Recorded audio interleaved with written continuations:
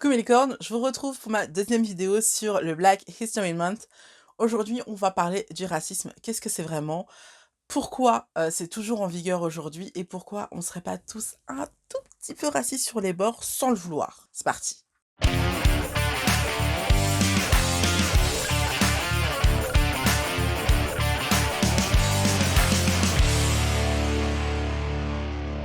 Hello! On se retrouve encore pour une nouvelle vidéo sur le Black History Month. Qu'est-ce que le Black History Month? Si vous avez raté ma vidéo sur les relations interethniques, je vous invite à aller voir.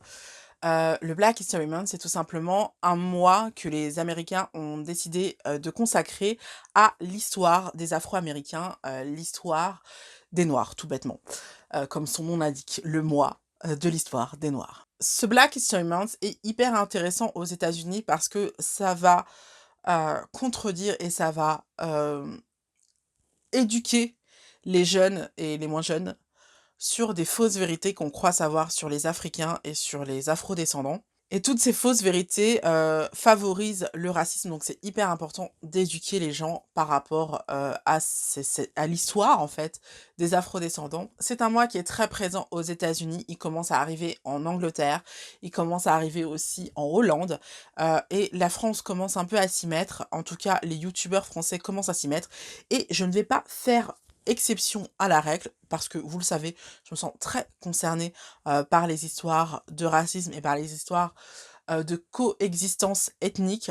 Pourquoi? Tout simplement parce que je suis métisse et que c'est hyper important pour moi que les deux côtés, en fait, se côtoient et arrivent à vivre ensemble. Du coup, ce qu'on va faire aujourd'hui, c'est qu'on va parler du racisme et on va voir ensemble pourquoi le racisme existe toujours aujourd'hui en France, parce que oui, il existe bel et bien en France, il n'existe pas qu'aux États-Unis. Et je dirais même plus, la raison pour laquelle on le voit plus aux États-Unis, c'est parce qu'il y a le port d'armes aux États-Unis qui fait que n'importe qui peut avoir une arme et peut s'en servir. En France, s'il y avait le port d'armes, franchement, on aurait exactement les mêmes scènes qu'on peut voir aux États-Unis. Par exemple, par rapport au meurtre de George Floyd, bah, on peut voir aujourd'hui qu'en France, il y a des mecs, qui sont agressés par des policiers, parce qu'ils sont noirs. Je dis pas que la police est raciste. Pour moi, c'est un petit peu plus compliqué que ça et je vais vous expliquer tout de suite ce qui se passe. Cette vidéo, c'est pas une vidéo qui cherche à incriminer, c'est pas une vidéo qui cherche à vous dire: «Ah, vous voyez ce que vous faites, c'est pas bien». C'est pas du tout ça. Cette vidéo cherche, en fait, à réfléchir sur le comportement de chacun, réfléchir sur les croyances de chacun et chercher à avoir une attitude différente. Parce que force est de constater qu'aujourd'hui, le racisme est toujours là, que ce soit en France, aux États-Unis ou dans d'autres pays. Le racisme dans les pays occidentaux est bel et bien là. C'est un constat qu'on peut tous faire et si vous n'arrivez pas à faire ce constat, vraiment, vous avez vraiment besoin de cette vidéo. Mais au-delà d'avoir fait ce constat, il faut se demander qu'est-ce qu'on peut faire pour changer ça. Et pour moi, en fait, dès le départ, il y a un problème de définition du racisme. Et on va voir ça dans cette vidéo.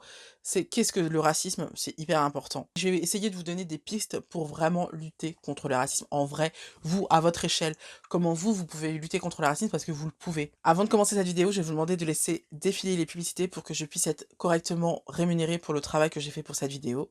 Je vous remercie. Donc comme je vous le disais, dès le départ, il y a un problème de définition du racisme. Donc beaucoup de gens pensent que le racisme, c'est la violence, la haine ou le rejet envers les personnes racisées. Alors que c'est pas du tout ça.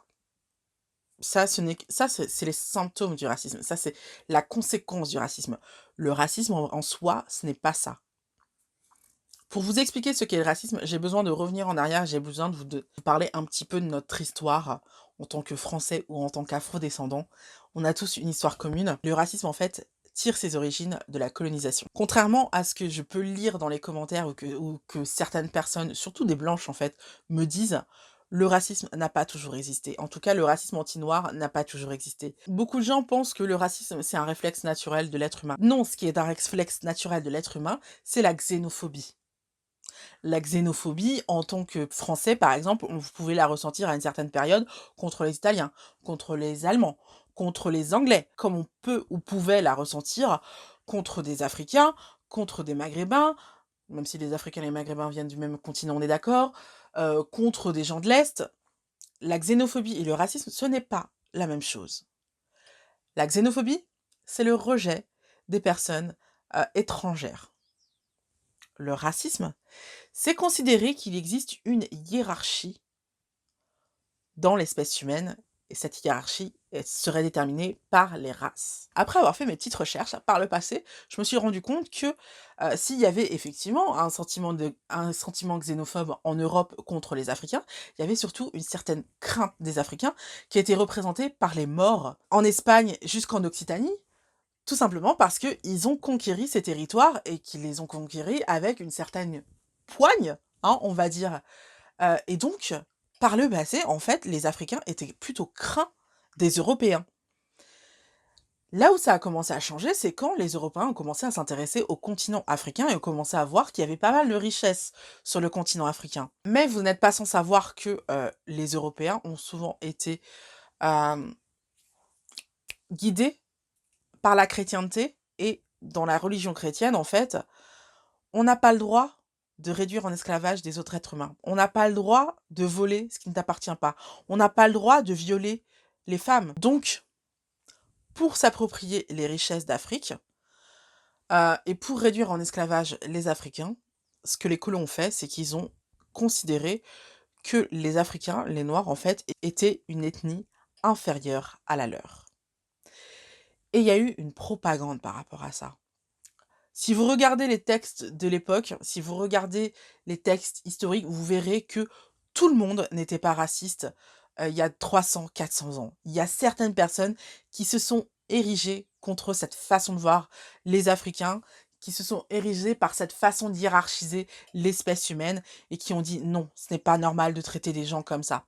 De tout temps, il y en a eu. Le problème, c'est qu'on les écoutait moins parce que on écoutait plus ceux qui disaient aux autres de s'enrichir sur le racisme. Je sais pas si vous voyez ce que je veux dire, mais grâce au racisme, la France et tous les pays européens se sont énormément enrichis. Donc c'était important pour les colons et les Européens de considérer qu'il y avait une hiérarchie entre les ethnies pour se dédouaner finalement d'avoir réduit en esclavage, d'avoir pillé, d'avoir violé d'autres êtres humains. Et c'est pour ça que je dis que le racisme, ça n'a rien à voir avec la xénophobie. Le racisme, c'est considérer une autre ethnie comme inférieure à la sienne. Et c'est en partie pour ça que j'avais envie de faire cette vidéo, parce que j'en ai marre de voir, à chaque fois que je fais une vidéo sur le racisme, des gens qui me parlent du racisme anti-blanc.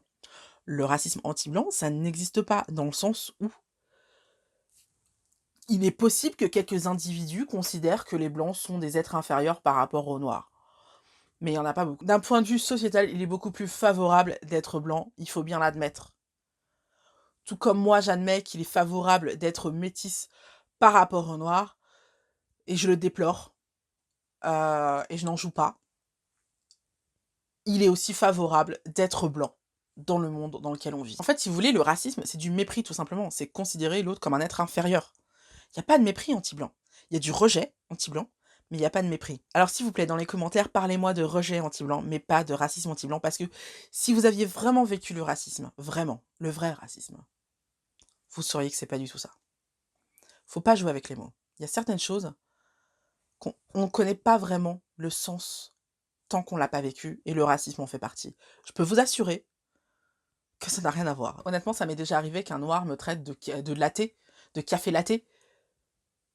Toi, avec ton café latte, t'es pas assez noir, dégage. Ça m'est déjà arrivé.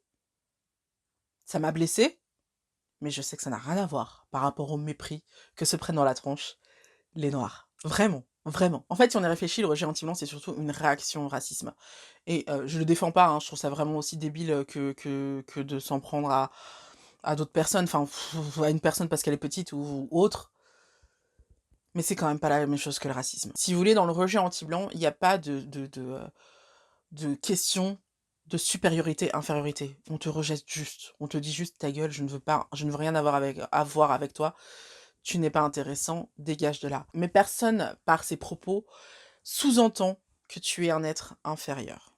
Personne. Et en fait, j'ai fait cette vidéo tout simplement parce que je me suis rendu compte d'une certaine chose l'année dernière, avec la mort de George Floyd, en m'intéressant vraiment à ces questions raciales, c'est que finalement, on est tous un peu racistes, sans le vouloir. C'est-à-dire que cette propagande des colons pour faire en sorte que les gens pensent que les Africains étaient des êtres inférieurs, elle a traversé les âges et Elle s'est vraiment intégrée dans notre éducation, intégrée dans notre société et il y a des choses qu'on pense à l'intérieur, qu'on ressent à l'intérieur et qu'on rejette comme ça, qui sont directement liées à cette façon de voir la vie. Par exemple, pour vous donner un ordre d'idée, le racisme, c'est par exemple considérer que, les noirs qui se plaignent de racisme se victimisent, surjouent, en font des caisses.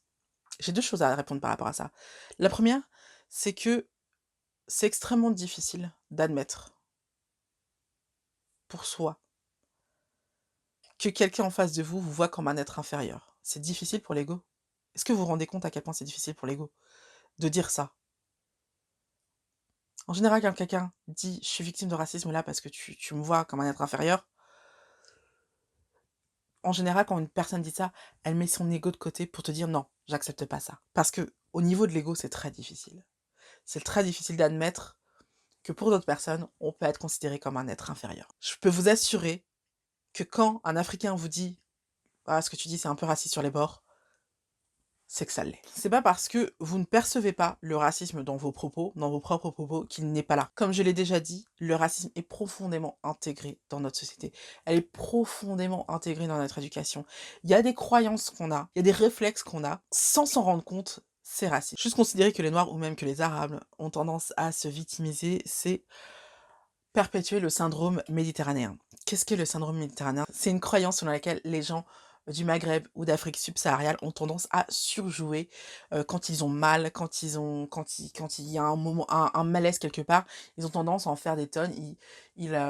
Ouais, ils surjouent, hein, ils se victimisent, ils disent qu'ils ont mal alors qu'ils ont pas si mal que ça. Sachez que les gens meurent de ça. Est-ce que vous vous souvenez de Naomi Musenga, qui est morte après avoir appelé le SAMU parce qu'elle se plaignait, de maux de ventre, qui arrêtait pas de se plaindre, qui arrêtait pas de se plaindre, qui arrêtait pas d'appeler et le SAMU n'avait pas pris, ses plaintes au sérieux et total elle est morte. Sachez que cette façon de considérer, que les noirs et les arabes ont tendance à surjouer quand ils ont mal, ou quand ils sont victimes de quelque chose, c'est quelque chose qui revient de l'époque de l'esclavage. C'est comme ça que certains gynécologues ont fait leur renommée en faisant des études sur les femmes africaines, en les opérant sans anesthésie. Parce que comme elles avaient pas d'âme, elles ne ressentaient pas la douleur.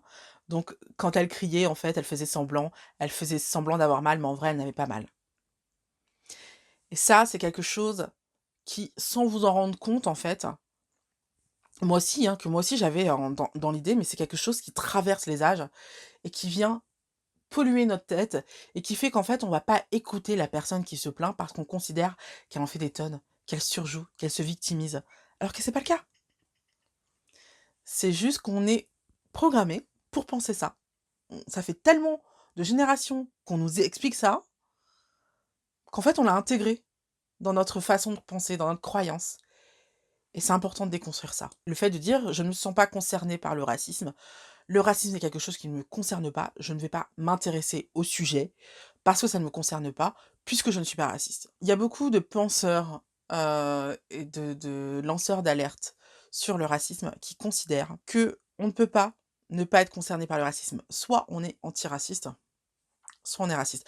Le fait de ne pas se sentir concerné par le racisme, c'est regarder ailleurs. C'est une manière de cautionner le racisme.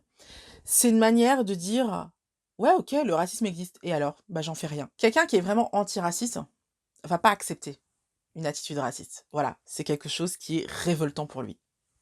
C'est aussi simple que ça. Par confort personnel, quand on laisse faire, quelque chose, des propos ou quelque chose qui est raciste, c'est déjà là le signe qu'on a accepté l'idée que certains êtres humains soient traités de manière inférieure à soi. Dernièrement, j'ai entendu quelqu'un qui m'a dit que, le racisme, en fait, c'était plus une question sociale qu'une question ethnique, vraiment purement ethnique. Mes parents étaient tous les 2 cadres, donc je peux vous dire que on a grandi dans une famille où, on avait tout ce dont on avait besoin et pourtant mon frère comme moi avons été victimes de racisme à un moment ou un autre de notre vie. Le racisme, ce n'est pas seulement une question sociale et considérer que le racisme est une question sociale, c'est déjà avoir accepté l'idée que les noirs, c'était normal qu'ils soient pauvres. C'est pas normal. Mais on en est à la troisième génération de l'immigration. Normalement, il devrait être totalement intégré et il devrait être cadre, il devrait être, médecin, avocat. Il y en a, c'est vrai, mais il y en a beaucoup trop peu par rapport à la population qu'on a de noirs et d'arabes dans notre société. Quelle est la raison pour laquelle ils ne s'élèvent pas? La même personne m'a dit aussi ce même jour-là, je c'était beaucoup pour un seul jour, hein, je peux vous avouer, qu'en fait le racisme c'était pas bien, mais qu'il fallait faire preuve de résilience et qu'il fallait travailler davantage, en faire davantage pour s'en sortir et être heureux.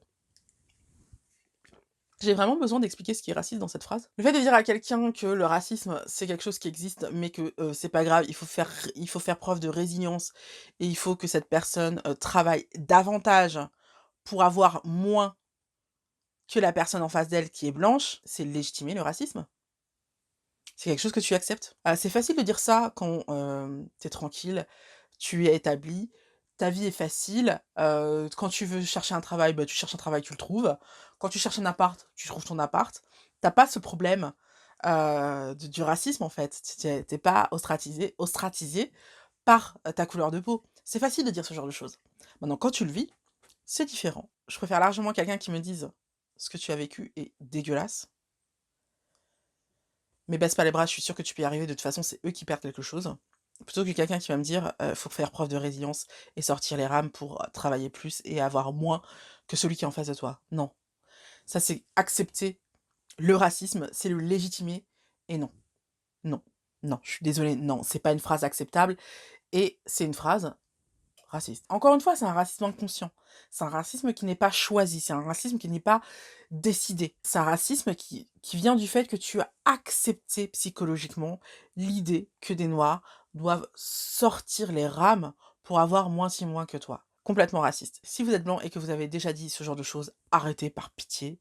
Ce genre de choses ne se disent pas. C'est facile de dire ça quand ils bénéficient du white privilege. Qu'est-ce que le white privilege? C'est le fait que les blancs sont largement favorisés sur le marché du travail, sur le marché immobilier, sur le marché de l'amour. Sur plein de domaines de la vie, il vaut mieux être blanc que noir. Et c'est ça, le white privilege. Donc c'est facile de dire ce genre de choses quand on bénéficie du white privilege. Mon dernier point, parce que vous le savez, je n'aime pas dénoncer des choses sans donner des solutions. Donc mon dernier point, ça va être quel est selon moi le meilleur moyen de combattre le racisme? Quelle est selon moi la façon la plus efficace? Parce que je vous avoue que ça fait 70 ans que cette question existe. Comment faire en sorte que le racisme ne soit pas là? Mais on n'a toujours pas fait beaucoup de progrès sur la question. Donc, comment faire pour que ça s'améliore? La première des choses à faire pour que le racisme recule, c'est de faire de la lutte antiracisme une priorité. Si vous considérez antiraciste, si vous considérez que pour vous, un noir vaut pareil qu'un blanc, je vous demande vraiment que ce soit une priorité pour vous dans la vie et de faire attention en fait avec vous-même, à essayer de vous rééduquer par rapport à ça, à essayer de déconstruire des idées reçues, des trucs qu'on vous a inculqués depuis tout petit, pas forcément votre famille, mais la société ou autre, la télévision, par exemple. Par exemple, le simple fait qu'à la télévision, pendant un certain temps, on ne voyait que des femmes avec des cheveux lisses, a inculqué l'idée à tout le monde que avoir des beaux cheveux, c'était avoir des cheveux lisses. Ça, par exemple, c'est une idée que vous pouvez déconstruire chez vous. Il y a plein de moments dans ma vie où des fois je me dis un truc et je fais: «Ah non mais ça c'est un peu raciste ce que je pense là. OK, donc je vais réfléchir là-dessus et tout, pourquoi je dis ça et tout, d'où ça vient, pourquoi je dis ça». Et ça me permet vraiment de travailler sur moi-même et de faire de cette lutte antiracisme une priorité pour moi, parce que je n'accepte pas l'idée qu'il y ait, des hiérarchies entre les ethnies. Pour moi, c'est un non-sens, donc je travaille sur moi, sur ce sujet et je demande à tous ceux qui sont autour de moi de travailler sur eux. À chaque fois que j'entends quelqu'un dire quelque chose de border, je lui fais la réflexion et je finis par lui dire: «Je ne pense pas que tu sois consciemment raciste, mais ce que tu dis là, c'est quelque chose qu'on t'a inculqué depuis ton enfance, que tu resserres et qui fait qu'on on n'arrive pas à se débarrasser du racisme. Donc il faut que tu travailles sur toi». Et je pense que c'est vraiment ce qu'il faut qu'on fasse chacun, si on veut vraiment que le racisme recule. La deuxième des choses à faire, c'est, une volonté politique pour le coup, c'est en faire une priorité pour l'éducation et commencer par exemple à l'école à parler, de l'histoire de l'Afrique. Parce que, l'Europe et l'Afrique ont une histoire beaucoup plus entremêlée que ce qu'on croit, que ce qu'on nous apprend à l'école. On a eu énormément de contacts ensemble, que ce soit à l'ère égyptienne, que ce soit pendant le Moyen Âge avec les morts. Il y a eu plein de moments dans l'histoire, en fait, où les Africains et les Européens, ont échangé et je pense que c'est hyper important de rappeler ça dans les livres d'histoire. Je pense que c'est aussi important de rappeler, par exemple, que contemporain aux Égyptiens, il y avait le royaume Kouch. C'était un royaume tout aussi vaste que l'Égypte et qui est un royaume tout aussi prospère que l'Égypte et qui a même survécu aux Romains, qui d'ailleurs ne s'est même pas fait coloniser par les Romains. Donc c'est dire s'ils étaient balèzes. Ce royaume Kouch, on n'en parle pas, simplement parce que les égyptologues, à l'époque des grandes découvertes en Égypte ancienne, ont considéré que des Noirs ne pouvaient pas avoir érigé une si grande civilisation, donc c'était forcément une province de l'Afrique. Sauf que depuis, on s'est rendu compte que ce n'était pas le cas. Pourquoi on n'en parle toujours pas aujourd'hui? Oui, les Chinois ont eu un grand empire chinois. Oui, les Japonais ont eu un grand empire japonais. Mais les Africains ont eu aussi des grands empires. Et ils ont eu aussi de grandes civilisations. Les Africains sont ceux qui souffrent le plus d'une méconnaissance par rapport à leur histoire. Toute leur histoire est totalement tue par les historiens. En tout cas, dans les livres d'histoire, ils sont totalement tus. On ne parle des Noirs que pendant l'esclavage, et encore, ça fait un paragraphe. Non, l'histoire de l'Afrique, elle est beaucoup plus riche, et c'est important de rappeler, en fait, aux enfants que les Noirs, ce ne sont pas que des victimes, ça a été aussi de grands hommes, de grandes femmes. Mais ça, on en reparlera plus en détail la semaine prochaine. C'est aussi important, si vous avez des enfants, de leur expliquer ce genre de choses, d'éviter d'être vraiment alerte par rapport à leurs propos, parce qu'ils ont tendance à relayer très brutalement, en fait, ce qu'ils entendent dans la cour d'école ou parfois à la maison, parfois par papy et mamie. Et c'est important de les reprendre et de leur expliquer pourquoi ce n'est pas bien de dire ça. Par exemple, je me souviens d'une petite fille qui m'avait dit oui, la fille dans ma classe, là, la noire. Je lui dis pardon? Comment tu l'appelles? La noire? Pourquoi tu l'appelles comme ça? Comment elle s'appelle? Je sais pas. Est-ce que tu trouves normal que tu ne connaisses pas le prénom de quelqu'un qui est dans ta classe et que tu l'appelles la noire? Bah, elle est noire. Oui, mais c'est pas le problème. C'est pas le problème. Elle n'est pas la noire. Elle a un nom. C'est une personne. Il faut que tu l'appelles différemment. Il faut que tu l'appelles par son nom. Ou alors, donne-lui un surnom si tu veux, mais pas la noire. C'est pas possible. On peut pas appeler les gens le noir, l'arabe, l'asiate, le ci, le ça. Non. Les gens ont des noms. On utilise leurs noms. Bref, les enfants, c'est, comme vous le savez, la prochaine génération. C'est ceux qu'il faut former aujourd'hui. C'est l'avenir. Donc il faut que l'avenir sache se comporter avec leurs condescendants qui sont ou noirs, ou arabes, ou juifs, ou asiatiques. Peu importe, mais c'est hyper important de les reprendre quand ils disent des choses qui sont un peu border. Tout comme c'est important de reprendre vos parents si vous entendez des choses un peu border. Enfin, la dernière façon de vraiment lutter contre le racisme, c'est d'arrêter de nier quand quelqu'un vous dit ce que tu as dit est raciste. Et d'apprendre à s'excuser et à demander pourquoi c'est racisme, pour être, entre guillemets, éduqué par rapport à ça, pour avancer sur ce sujet, pour apprendre des choses, pour comprendre vraiment quel est vraiment le problème. Parce que trop souvent, quand une personne racisée dénonce le racisme, on lui dit mais non, c'est pas raciste. Je dis et je le redis, déjà, il y a une erreur de définition par rapport au racisme. Deuxièmement, on ne sait pas ce qu'est le racisme tant qu'on ne l'a pas vécu. Si quelqu'un en face de vous vous dit qu'il a perçu ce que vous avez dit comme quelque chose de racisme, c'est qu'il y a sûrement des raisons pour ça. Il y a sûrement de vraies raisons pour ça. Et c'est pas parce que vous ne les percevez pas qu'elles ne sont pas là. Si vous voulez aller plus loin sur le sujet, j'ai 3 ouvrages à vous présenter qui sont hyper cool que les éditions Point m'ont envoyé. C'est Un monde en nègre et blanc de Aurélia Michel. Le racisme expliqué à ma fille de Tar Benjeloun. Et Peau noire, masque blanc de Frantz Fanon. Et c'est vraiment 3 super ouvrages qui sont assez faciles à comprendre, je trouve. En tout cas, moi, j'ai pas eu de problème à les comprendre. Qui sont plutôt fins, ils sont plutôt petits. Hein. Y a pas, c'est pas non plus des gros trucs. Celui-là, il va plutôt parler du réflexe que ont certaines personnes noires à se blanchiser, à essayer de s'européaniser pour se fondre dans la société. Là, c'est tout simplement un essai pour expliquer le racisme de manière claire et éligible. Donc là, on est vraiment dans le sujet de la vidéo à fond, les ballons. Et enfin, Un monde en nègre et blanc vous démontre comment, en fait, la perception de l'époque, des colons de l'époque, qui ont essayé de qui ont réussi, hein, faut dire ce qui est, de, faire en sorte que les gens pensent que, les noirs sont inférieurs aux blancs, à quel point, c'est ancré dans notre société aujourd'hui encore et c'est un super travail. J'ai adoré lire ces 3 bouquins. Voilà, c'est tout pour aujourd'hui. J'espère que la vidéo vous a plu. Si c'est le cas, n'hésitez pas à mettre un petit pouce bleu. N'hésitez pas à dire en commentaire ce que vous avez à dire.